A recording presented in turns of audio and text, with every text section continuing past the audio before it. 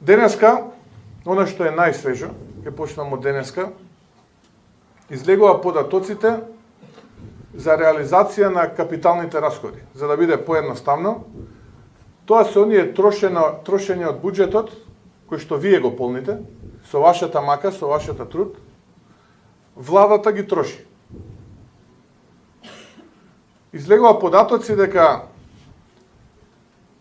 потрошиле во првите 4 месеци 2,5 пати помалку од она што го сторила претходната влада за истиот период, а тоа е во периодот 1 јануари 30 април 2017 година. И некој тоа може да го каже, добро, еве овие се поштедливи, помалку трошат и водат сметка за средствата на граѓаните. Но каква е вистината? Вистината не е таква, затоа што го полнат буџетот, го трошат, но не за капитални инвестиции, што ќе значи раст на економијата и раст на стопанството. Туку за други непродуктивни трошења. Како го полнат? Да речеме, собрале во буџетот околу 23 милиони евра повеќе на основа на акциза. А знаете која е таа акциза? Тоа е онаа акциза која што ја качија на почетокот на годината и го поскапеа горивото за секој еден граѓанин во Република на Македонија. И овој лажгово така гордо ќе истапи, ќе каже, да, ама ние работиме за интересот на граѓаните.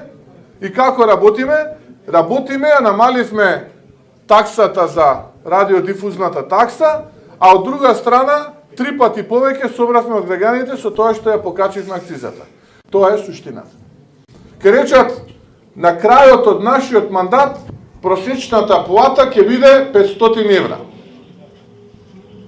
Ама забораваат да кажат дека издале документ наречен фискална стратегија, каде што предвидуваат дека во 2018 година просечната номинална плата ќе расте за 4%, а во 19-та и 20-та ќе расте за 4,4% соодветно.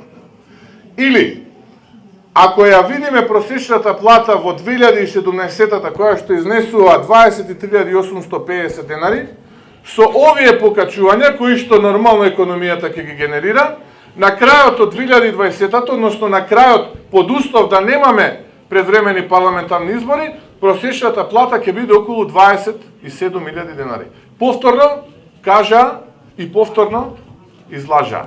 Имаме влада која што лаже, ама и додека лаже, суши од лажење. Ете, тоа е ситуацијата со која што ние се среќаваме во економијата.